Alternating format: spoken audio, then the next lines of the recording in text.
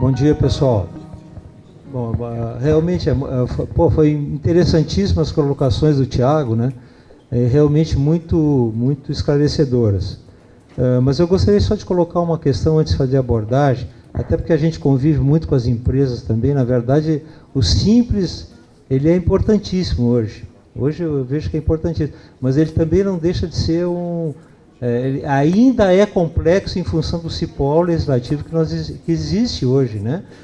Eu não sou especialista em simples, a gente conhece mais o ICMS geral, mais os tributos federais, né? Até na função de advogado. Mas o que fiquei impressionado é que realmente, embora sendo uma grande vantagem para a vitivinicultura, ele continua, principalmente para os contadores ali, realmente a complexidade dele também, ele é estupenda, porque você tem que...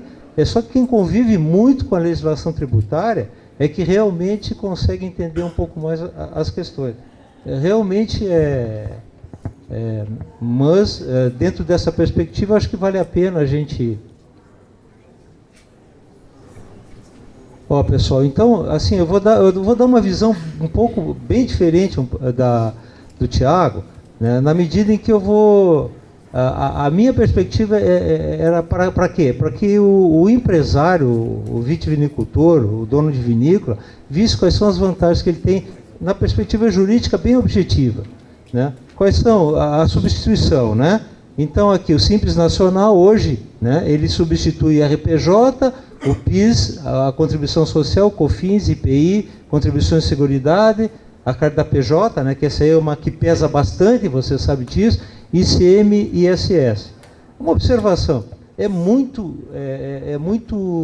estranho, muito instigante o fato de que, pelo CIPOAL, pela confusão legislativa que tem no Brasil hoje, o Simples, na verdade, ele é um tributo transversal, né, porque ele abrange competência federal, estadual e municipal. Né? Então, realmente, nesse ponto, existe toda essa complexidade que vocês estão vendo, que realmente o Thiago observou muito bem. A norma de regência, a lei complementar a 123, né? Realmente houve uma legislação anterior, né? Mas a partir dela ali, que foi onde foi absorvido, entrou o ICMS, o ISSQN, né? Então, a partir dele é que exatamente ele é a base, né? E a norma com benefício às pequenas vinícolas é a lei complementar 155, e como eu colocar aqui, ó, essa lei aqui, ela alterou o artigo 17, né, da lei 123, da complementar, onde aqui ele está excetuada juntamente com os produtores de licores, destilarias, a cachaça, a cervejaria, essa coisa toda. Então aqui que nós... Aqui é que nós fomos beneficiados, né? As vinícolas foram beneficiadas. Muito bem. A própria lei, né, a lei complementar, ela previu que só vai entrar a partir de 1º de janeiro de 2018. Né? Algumas entram na data da publicação, mas basicamente o que nos interessa é que nós aqui da vitivinicultura vai começar a partir de 1º de janeiro de 2018. Muito bem. Eu tomei a liberdade aqui porque, veja bem, os contadores sabem disso, sabem mais do que eu, né? Eles estão acostumados ao dia a dia, mas às vezes o pequeno empresário, ele não sabe como pode entrar ou quando vai ser excluído, né? Então eu tomei a liberdade de copiar aqui a legislação, né? Não pode se beneficiar. Qual é a empresa cujo capital participe de outra pessoa jurídica? Não pode. Que seja filial, sucursal de pessoa jurídica com sede no exterior. Então, são os limites assim que as pequenas empresas não pode ter. Cujo capital participe, pessoa física, seja inscrita como empresário, né? Ou seja, de outra empresa que receba o mesmo tratamento. Ou seja, se você é sócio de 2 ou mais empresas, né, do Simples Nacional, você não pode, as 2 empresas não podem ultrapassar o limite de 4.800. Esse aqui é o limite anual, é o 4.800, não é? Uma coisa é o ano calendário, 4.800, e a outra coisa é o cálculo que vai se ver rapidamente depois, que é o 3.600. Tá? Também não pode, cujo titular participe com mais de 10% do capital de outra empresa não beneficiada pela lei complementar, aquela que é do normal, não é isso? né, que é do regime normal, né? Se eventualmente ela ultrapassar 4.800 a soma das duas, né, ele não pode ter mais de 10% da participação na outra empresa. Então isso é importante. Muitas vezes o que acontece? Às vezes o empresário ele participa em outra com mais de 10%, isso aí pode ser um óbice para ele, né? Curso titular ao administrador equiparado à pessoa, desde que a receita global ultrapasse. É o que eu já vinha falando ali. Constitui sob forma de cooperativa, constitui sob forma de sociedade de ações também não. Também as empresas financeiras também não podem, né? Então, algumas assim que você tem, que participe de capital de outra pessoa jurídica. Então, basicamente isso aí. Essas empresas, em suma, elas não podem se beneficiar. Ok, pessoal? Então, é importante saber isso aí. Às vezes você vai querer entrar no Simples e tem participação das empresas, de repente isso aí pode ser um óbice para você, né? Quando é que você vai excluir da empresa do Simples? Por excesso de receita superior a 4.800, é óbvio. Depois a gente vai abordar assim, a partir de 2018, né? Depois que ultrapassar no ano calendário de 4.800.000, já perde o direito, né? Algumas questões de exclusão de ofício. O que é exclusão de ofício? É a própria Receita Federal que vai excluir a empresa do Simples, né? A falta de comunicação de exclusão obrigatória, por exemplo, quando ultrapassa os 4.800. Isso aqui eu vou dizer rapidamente, quando existe óbice à fiscalização, quando existe sonegação, quando existe turbação à atividade fiscal, ok? Então isso aí, basicamente, o fisco já... E quem pode tirar do Simples, é importante você saber também, não é só a Receita Federal, né? Quem pode afastar do Simples também, com os devidos processos, é a Receita Estadual e a Municipal também. Então isso aí tem que estar bastante atento, né? Há situações assim que, e você sabe, muitos de vocês sabem, principalmente os contadores, que são colegas meus também, que eu tenho a formação em contabilidade, eles sabem que muitas vezes o que acontece?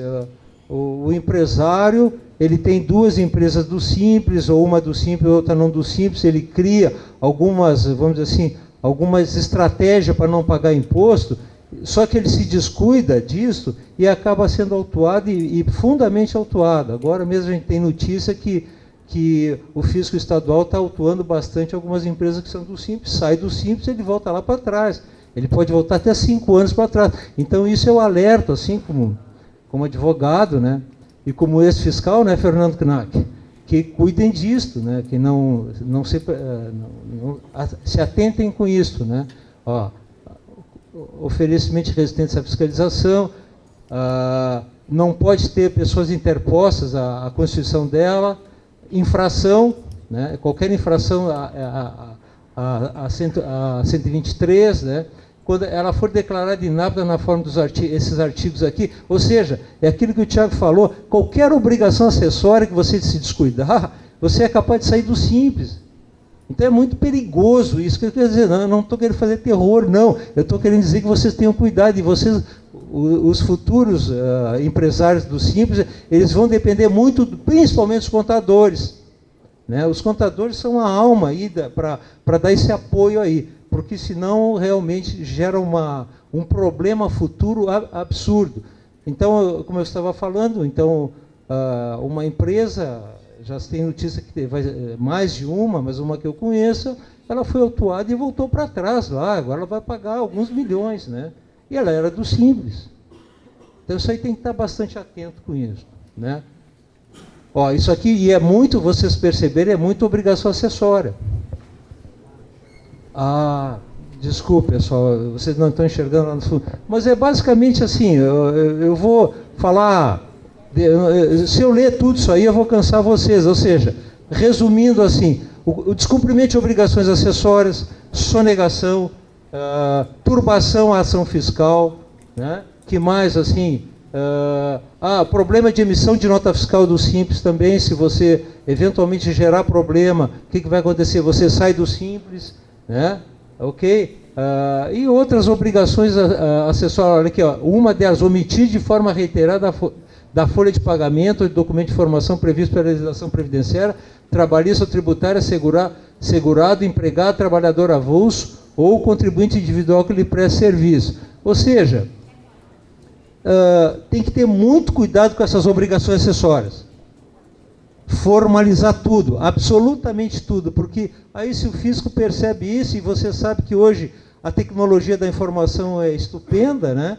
Então, lá o fisco estadual, municipal, federal, ele só olhando o computador dele já verifica onde está o problema, né? Quando você não dá uma informação, isso aí já vem. E se você reitera, perde o direito.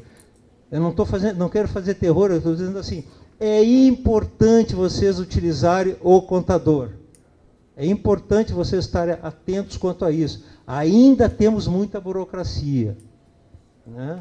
Ok? Muito bem. O limite, como o Tiago falou, o limite a 2018 é 4.800.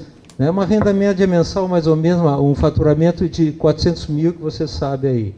A partir de... Olha, aqui que vem um diferencial, né? O tipo de cálculo, né? A partir de 3.600.000 no ano calendário, o ICMS e o ISS são calculados separados. Né? Então, é outro tipo de cálculo. Então, ele entra na regra geral no mês seguinte, né? Ok? Muito bem. Hein?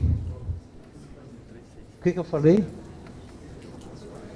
Sim, ele passa para a regra, desculpa, ele passa para a regra geral só em relação ao ICMS ou ISS. Quanto aos demais tributos, ele mantém. Ok? Depois eu fiz um pequeno cálculo em cima ali para vocês darem uma olhada. Né? Bom, aqui é o conceito de receita bruta, né? A receita bruta é o produto da venda de bens e serviços nas operações próprias, dos serviços prestados e resultados das operações em conta alheia, não incluídas as vendas canceladas e descontos incondicionais concedidos. O desconto condicional, para você saber, é aquele desconto que você dá na nota fiscal. Ok? É aquele que dá na nota fiscal, basicamente.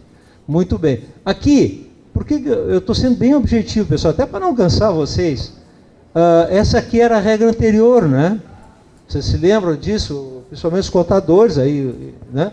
Essa aqui era uma regra anterior. Você trabalhava em cima de determinado limite, né, e calculava a alíquota aqui. Perfeito, contadores? Marli, deve estar por aí. Né? É mais ou menos esse sistema aí. Né?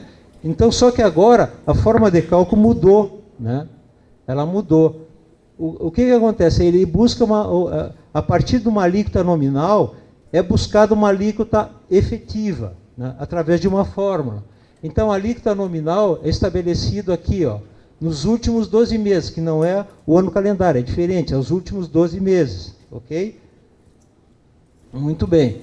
Aqui, por exemplo, são 6 faixas, e vocês podem observar que aqui é bastante pesada, e essas faixas aqui têm o percentual de distribuição de repartição dos tributos. Né? Então, por exemplo, esses 14,70 aqui, ele vai estar distribuído aqui, esses tributos aqui, por exemplo, 33% no caso do caso. Eu peguei indústria, tá, pessoal? Porque basicamente eu me preocupei com a indústria aqui, né, que são vinícolas, né?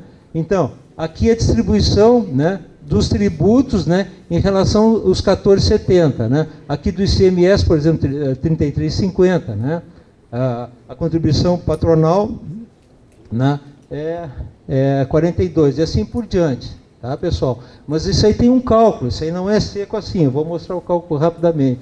Bom, aí eu transcrevi esse artigo aqui para efeito de recolhimento do ICMS e ISS no Simples, o limite máximo de trago, que está no inciso 2 do caput 3º, será de 3.600, é aquilo que eu falei para vocês, é 3.600, e enquanto tiver nos 3.600 anual, ok?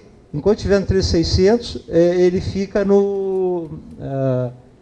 ele fica dentro do Simples. Muito bem. Como é que se faz esse cálculo da alíquota mensal? Como é que se faz esse cálculo? Pega a alíquota nominal, olha aqui, ó. Então, é que a receita bruta total dos últimos 12 meses, vezes a alíquota. Né? Qual é a alíquota? Essa alíquota nominal aqui, ó. Essa alíquota aqui, ó. Ok? Eu não vou... É bem rapidinho, pessoal. E depois, aqui, o que é? É a parcela a deduzir. porque vocês vão perceber que tem uma parcela a deduzir. Ela lembra muito o imposto de renda, né? Você tem uma parcela de dedução, não é isso? Então você aplica essa regra aqui, né? Aí você vai encontrar o quê? A alíquota efetiva daquele mês. Então ele vai variar muito, né? Ok? Ele pode variar bastante. Né? Aqui eu fiz um cálculo, pessoal, só para vocês terem base. Eu não vou fazer, só para vocês terem uma noção da coisa. Uma empresa industrial, né? Eu imaginei que uma receita bruta acumulada nos últimos meses foi 1.150.000, a receita bruta no período de apuração 130 mil e a alíquota nominal 11,2, tá? E a parcela deduzível, vocês perceberem lá, dentro desse limite ali, ó, ele cai lá nesse aqui, ó, nessa quarta faixa aqui, ó, 11,2 e 22.500. Então você aplica a fórmula, aí você calcula a fórmula efetiva, que dá esse aqui, 9, alguma coisa por cento. Aí você pega o valor do faturamento naquele mês, no caso, 130 vezes esse percentual aqui. Deu para entender? É meio... Depois isso aí, os contadores fazem isso aí tranquilo, né? Isso aí, uma formulazinha aí. Aí calcula esses 12 mil aí, né? E aí, de acordo com a norma, a guia de pagamento também já vem, me parece que já vai ter que ser obrigado, né? Na guia de pagamento vinha a informação da partida dos tributos, né? Então, além desse valor aqui, vem a distribuição, né? A distribuição dos tributos. Nesse caso aqui, 3.845 de ICMS. Então, é um exemplo que eu estou trazendo, assim, bem... Esse aqui, o que eu propus aqui? Trabalhar também com exportação.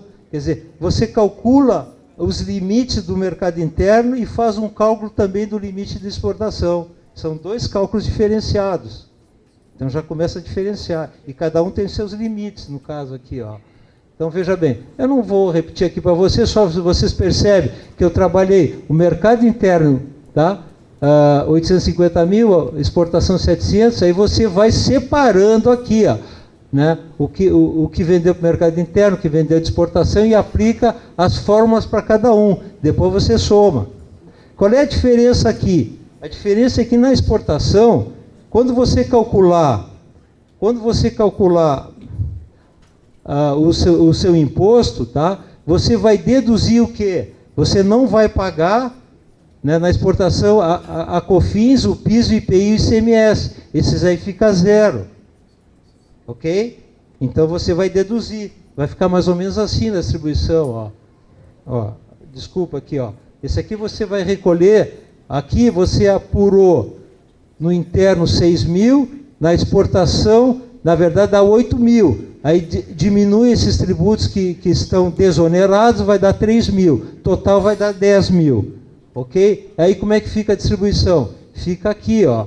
Se você perceber na distribuição, COFINS, PIS, IPI e ICMS é zero, é nil, né? Ok? Então aí você, na exportação, porque muitos seguramente exportam, né? Vão exportar. Ok. Muito bem. A EPP, que ultrapassar os 13.600, será automaticamente impedido de recolher o ICMS e o ISS no Simples Nacional. Isso aí nós já falamos, ok? A partir do mês subsequente àquele que tiver ocorrido o excesso. Então, eu simulei uma situação aqui onde dá um excesso. Eu já estou meio atrasado aqui, pessoal. Então, simulei uma situação onde dá um excesso aqui, ultrapassou os limites, tá? Então, depois, o que vai se fazer? Se calcula tudo, vai dar 14... Olha aqui, ó. Aí você vai ter que ir lá naquela planilha lá, nessa faixa aqui, ó. Se você ultrapassou, você está nessa faixa aqui. E você vê que o ICMS já não está nessa faixa. Ok? Ok? Ele não está porque ele vai ser recolhido, né, diferente. Ou seja, você faz toda essa alíquota efetiva, calcula todos os tributos, nesse caso aqui são os tributos federais, e o ICMS, aqui eu imaginei assim, os 120 mil, você vai pagar com as alíquotas normais, menos os créditos insumos, né? bem simples assim. A questão burocrática, a questão de informação, eu não sei como é que vai ficar. Eu não sei, aí de repente já está regulamentado? Não, eu acho que quem vai dar essa informação deve ser a Roberta, né, o Fernando, que deve informar se está regulamentado ou está em fase de regulamentação. Não sei, nós temos 3 meses ainda, né? Eu não sei. Ok? E aqui, exatamente, essa regulamentação é importante porque isso aqui o Estado vai ter que regulamentar, porque tem os créditos também, né, dos insumos que foram comprados em períodos anteriores. Qual é o tratamento fiscal que vai se dar? Vai ter que fazer levantamento de estoque no mês onde perdeu o direito de recolhimento, então o Estado certamente vai regulamentar. Né? É mais burocracia, né? Mas o Estado tem que fazer isso aí. Informação aqui para você, excesso de receita, empresa que, por exemplo, muitas de vocês aqui que vão entrar estão ainda no sistema normal, faturar os últimos 12 meses. Né? Se a receita bruta ultrapassar o limite das EPP, né, de 480 durante o ano calendário, se o excesso for inferior, olha aqui, ó, em relação aos 4.800, se o excesso for inferior a 20%, ela será excluída a partir do ano calendário seguinte. Né? Ok, 2018 excedeu, a partir de 2019 ela perde. Se o excesso ultrapassar 20% no ano, a exclusão se dá a partir do mês seguinte aí sim, aí ele vai entrar no regime geral, inclusive federal. Aí é geral. Ok? É diferente daquele cálculo 3.600, não tem nada a ver. Aqui ele vai, se passou, chegou em mês de setembro, né? Chegou em 4.900.000 no mês de setembro. Chegar no mês de outubro, então, né? Vai recolher todos os tributos de forma no geral, federal, vai recolher tudo normal. Aí perdeu o direito a partir daquele mês. E certamente deve vir uma regulamentação para isso, para até dar esse tratamento federal e estadual. Né? Muito bem. Esse aqui eu falei agora, né? Se a empresa obteve 450, aí são os exemplos aqui que eu falei, rapidinho. Só para fechar, pessoal, aí o Dani vai explicitar melhor. Uma das vantagens que a gente viu, assim, examinando a legislação,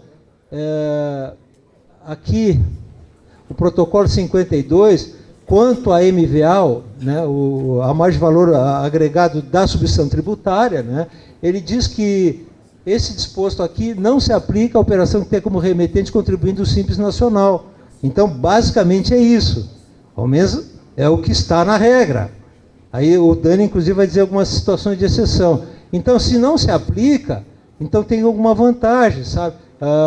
Que regra é essa aqui? Essa aqui é a MVA ajustada. Desculpa, eu não explicitei. MVA ajustada é aquela que você faz de um estado para outro, né? Você vai alterar a MVA. Se a MVA é 40%, por exemplo, ela, de repente, para um outro estado, ela vai para 50%, 45%, 70%, não importa. Aí faz um ajuste, um cálculo, né? Então, no caso, e não se aplicando isso aqui para Simples, eu fiz uma simulação aqui para Santa Catarina, né? O MVA de 50, 16, o total da nota sai 1.422,50. O normal, regime normal. Agora, se for pelo Simples Nacional, vai para 1.255,40. Então, veja bem, já é uma, vamos dizer assim, é uma concorrência, né? Ou mesmo, ela fica mais afeita a concorrer, né? Ok? Diminui o custo, né? Ok? Para fora do Estado. Deu para entender? Mas isso o nosso amigo, o Dani, vai explicitar melhor. Bom, eu tentei ser bem rápido, assim, só aqueles pontos que a gente achou importante, assim, né, pessoal? E eu queria agradecer a Marli do Real Assessoria, que ela me deu uma aula também de algumas coisas que eu já tinha esquecido, ok? Mas é isso aí, pessoal. Muito obrigado, foi um prazer ter estado aqui com vocês.